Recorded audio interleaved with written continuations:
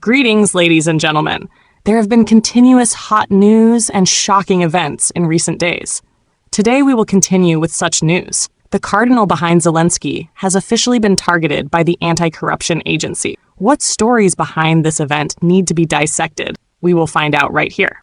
Jerem falls from power. The power center of the hawkish faction has collapsed. The most shocking news in the past 24 hours is that NAB detectives searched the private home of Andrei Jerem, the chief of staff of the Ukrainian president's office.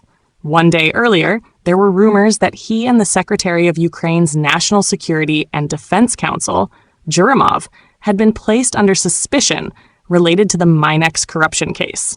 When the anti-corruption agency NAB announced it would expand the investigation, Yermak submitted his resignation immediately after the home searches, and it was instantly accepted by President Zelensky.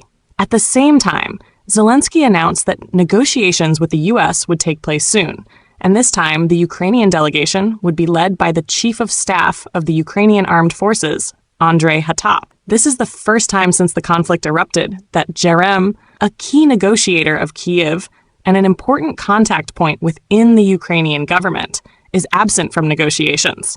The information that NABU searched Jerem's home is considered the most shocking because Jerem is not an ordinary government official. He is one of Zelensky's closest political allies and is considered by many as the number 2 figure after the president. Since Zelensky took office in 2019, Jerem has tightly controlled the president's office. His influence spreads across every aspect of domestic, foreign, and defense policy. The Washington Post reported in 2024 that Jerem is the most powerful presidential chief of staff in Ukraine's history. The article noted that martial law concentrated extraordinary power into the president's office, allowing Jerem to become an influential figure almost indistinguishable from a head of state.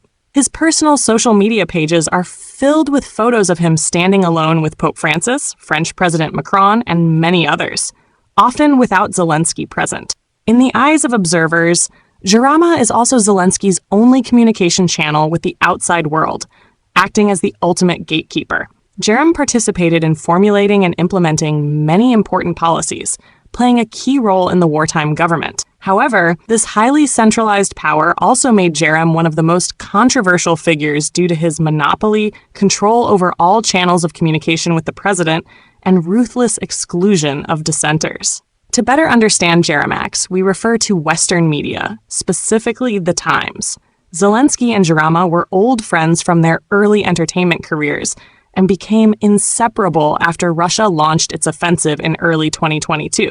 When Zelensky launched a peace initiative in 2022 to end the war, he assigned his chief of staff, Jerema, to oversee the process. Since then, Jerema has tried to build the foundation for a peace plan based on Ukraine's terms, attempting to defeat Russia on the diplomatic front, even as Ukraine's military lost battlefield advantage. With his stubborn and domineering nature, he succeeded in shaping the context for negotiations, gathering a large group of allies, and doing everything possible to avoid a peace process controlled by Russia.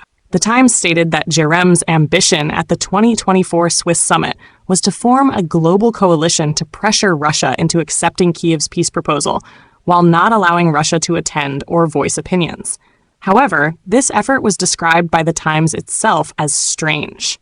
A peace process without mediators, without a ceasefire, without real negotiations between warring parties, and even the UN keeping its distance. The newspaper also emphasized that every peace process in Ukraine depends on President Zelensky's decisions and his chief of staff, Andrei Jerem. From this, it can be affirmed that Jerem plays an enormous role in any peace negotiation process. Most people blame Zelensky, but former Ukrainian MP Andrei D.C. stated that Zelensky's advisor Jerem is the one actually running the country. Even though he is only the presidential chief of staff, Politico assessed him as having power equal to Zelensky. Meanwhile, Bloomberg reported that even Ukraine's Western allies are concerned about Jeremak's power. Jerem is also closely connected with the son of billionaire George Soros, Alexander Soros, who currently runs his father's empire and chairs the Open Society Foundation. Through this foundation, the Soros family has distributed billions of dollars to NGOs to fund color revolutions overthrowing governments worldwide. This also includes the Maidan protests in Kyiv in 2014. George Soros is also a common enemy of Trump and Putin. Some even believe Jom might have been the person who decided to launch attacks on Russia's Kursk region, not Zelensky. Therefore, as long as he holds power, Ukraine's escalation strategy will never stop. Jerem is believed to be responsible for the assassination of the assistant of Ukraine's commander-in-chief, General Lutusin, in late 2023, as well as influencing the dismissal of General Zaluzhny and pushing him to the UK as ambassador. Zaluzhny was considered a thorn in Jerem's eye because he opposed the order to hold the line in Avdiivka. Zaluzhny did not want to repeat the Bakhmut disaster and wanted to withdraw from Avdiivka to preserve forces. But Jerem rejected this mindset because he needed continued narratives of victory and, more importantly, Western support. A withdrawal from Avdiivka at that time would have been a blow to Western confidence and would have gradually cut aid. Zaluzhny bypassing Zelensky and Jerem to give interviews to Western media exposing the dire battlefield situation was a risky move, prompting Jerem to send a warning to pull Zaluzhny back to reality. The assassination of Zaluzhny's closest aide was the second blow after the dismissal of Special Operations Commander General Kurenko, also a close ally of Zaluzhny. Thus, power in Kyiv in 2023 was split into two distinct camps. Zaluzhny's military group wanting to preserve forces for long-term war, and Zelensky's advisors tied to globalist elites wanting to continue destructive war to the last Ukrainian. According to Western moderates, Jarama is a key figure serving globalism and a major obstacle to peace talks. Nabu's crackdown has now reached the most powerful figure. The raid on Jerem's home not only brings Ukraine's corruption issues back under international scrutiny, but also shakes Kyiv's power core and even affects Europe. The US and Russia secretly negotiate. Zelensky's fate is sealed. As analyzed in yesterday's video, Trump's 28-point plan was sabotaged by hawks, and Trump will strike Zelensky's weak point using Nabu and Sapo. These are strategic cards to reverse the situation. General Briskin becoming Ukraine envoy will trigger internal investigations, creating fractures in Zelensky's party and possibly forcing his closest allies, and even him, to resign. Interestingly, the raid on Jerem and his resignation occurred right before Briskin's visit. According to many speculations, Briskin will pressure Zelensky again to accept concessions in Trump's peace plan, including withdrawing forces from Donbass. Just on November 27th, Zerm declared that as long as Zelensky is president, Ukraine will not cede territory. Moreover, Jerem planned to fly to the U.S. to deliver this stance, but that plan is now canceled. According to Axios, J-Max's resignation occurred just 24 hours before his scheduled trip to Miami, Florida, where he was to meet Trump team members, including WC and Jared Kushner. A source in Kyiv described John Max's resignation as a political earthquake, emphasizing the surprise and sensitive timing. It is highly likely the Trump administration pushed Nabu to raid Jerem's home to signal Zelensky that it is time to adjust their stance on the peace plan. Indeed, developments in negotiations and rising Nabu pressure align closely. Notably, after resigning, Jerem automatically lost his role as head of the U.S.-Ukraine negotiation team. This could mean the U.S. removed the key obstacle to Trump's plan. Moreover, attacking Jerem is equal to attacking Zelensky. If the president's closest aide is involved in a major corruption scandal, regardless of the investigation's outcome, Zelensky bears responsibility. It should be noted that earlier, Zelensky's own MPs had demanded he fire Jerem, but he refused and even appointed him as chief negotiator for the U.S. talks in Geneva. At that time, Nabu and Sapo announced they were putting him and Security Council Secretary Juramop under suspicion in the mixed corruption case. Yet Zelensky immediately sent both to Geneva. In other words, Zelensky blocked all Nabu investigation efforts, making the two untouchable under the cover of negotiators. Returning to the present, the consequences of Jay's resignation are far greater.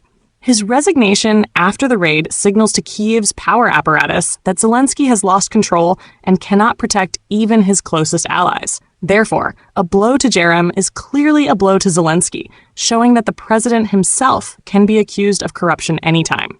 Now the question is, after losing his right-hand man Jama, what happens to Zelensky's power? First, decisions from the president's office may shift to parliament and the government. Zelensky may also lose political control over the Prosecutor General's office, the SBU, and the State Bureau of Investigation. But a more dangerous scenario may occur. Cracks in Zelensky's party could lead to losing the parliamentary majority and power passing to opposition coalitions. In that case, a no-confidence vote will be passed, and pressure will force Zelensky to accept forming a new cabinet with reduced power. Essentially, this scenario paves the way for Zelensky's departure. In theory, Zelensky has two choices: stay and be forced to concede key points in the peace plan, or resign and allow an acting president more willing to compromise. Note that on November 27th, President Putin said he cannot negotiate peace with Zelensky, calling him illegitimate, preferring to sign with major international stakeholders. A collapse of Kiev's power system cannot be ruled out, but that would create disastrous consequences for the military situation, so Ukraine's elite and the West will try to prevent. It is clear that while Trump harshly criticizes Putin and Russia publicly, the US and Russia are quietly holding secret discussions. Since General Briskin's visit to Kiev on November 22nd, the possibility of renewed peace negotiations between the US and Russia is very real, possibly through removing Jerem, and even Zelensky if he resists. Europe fears Poland hints at Trump-Putin cooperation. The raid and resignation of JMAX not only shifts Ukraine's power structure, but also reshapes the international landscape, making Europe fearful. On November 28th, Polish PM Donalds became the first senior European official to comment on Jark's resignation. He said there is a deadly combination involving the US, Russia, Hungary, and even Polish right-wing factions. He noted that Hungarian PM Orbán, President Putin, and Polish President Nawrocki are linked to WCOP's peace negotiation plan. Note that Orbán and Nawrocki are right-wing allies of Trump. Also on the same day, Polish Defense Minister Kosink-Kazmi reaffirmed support for Ukraine, but urged transparency in the corruption investigation. Clear signals that corruption in Zelensky's administration is affecting Europe's security strategy. Poland, one of Ukraine's key supporters in the EU and NATO, calls these developments bad news. The minister said Ukraine is in difficulty and high-level corruption does not make negotiations easier. This is not good for Poland or Western Europe, where the security line runs along the Russia-Ukraine front. This is diplomatic signaling that Ukraine's EU accession is impossible without transparent anti-corruption policies. Europe sees Ukraine as the front line for protecting its security, and instability in Kiev means instability for all of Europe. European hawks, already worried about right-wing European factions opposing unconditional aid to Ukraine, now see Kiev corruption allegations as strong arguments to demand stricter oversight, affecting future aid speed and scale. Even though the EU Commission says it respects Ukraine's anti-corruption investigations, it is clear that what is happening to a globalist protected figure like Jerem poses risks to their war project. Decoding the reason Zelensky is not allowed to negotiate with Russia. Many may focus on Zelensky's personal responsibility for bringing Ukraine to destruction. However, much evidence shows he actually has little power. Worse, he cannot negotiate peace because he himself signed a law banning negotiations with Putin. Even if he cancels that law, he will still be blocked by a dangerous hidden force controlling the country. Politico wrote that Jerem gained immense power as a key figure in Zelensky's wartime cabinet, effectively controlling the government and parliament, allowing Zelensky to keep a clean international image. Jarama represents the ultra-nationalist Ukrainian faction that Russia calls neo-Nazi. Recall that in 2019, candidate Zelensky defeated incumbent Petro Poroshenko, largely thanks to promising to implement the Minsk agreement and move toward peace. But Zelensky was forced to abandon his peace stance due to intense backlash from Ukraine's neo-fascist groups. They challenged Zelensky, warning that if he followed a ceasefire and kept his campaign promises, he would face violent protests. The paramilitary group Sector even threatened to hang Zelensky. Sector had been considered a criminal organization in Ukraine, and President Yanukovych nearly banned it after it stormed parliament in early 2014 before the Maidan coup. Another event. In 2020, Zelensky's advisor Segvo was attacked by the Azov battalion after announcing a national reconciliation plan. A 2016 UN Human Rights Office report accused Azov of violating humanitarian law. In 2019, the nation described Ukraine as the only country in the world with a neo-Nazi-oriented military unit. In October 2019, US lawmakers signed a letter urging the State Department to classify Azov as a foreign terrorist organization. Therefore, if Zelensky pursued peace, he would face threats from neo-fascist groups like Sector and Azov. Zelensky is in a precarious position, lacking political or military strength to protect his life from extremists and unable to stop the globalist war agenda led by Andrei Yermak. This faction assigned Jerem to shadow Zelensky closely. The president became small in front of his 1.9-meter-tall gatekeeper. A moment in a video where Jerem signaled Zelensky to move aside and whispered instructions during a press briefing says it all. This leads to one crucial aspect. Zelensky's administration is tied to globalist elites and makes secret deals to sell national assets in exchange for financial promises. And with that, today's commentary concludes. Thank you for watching. Goodbye and see you in the next programs.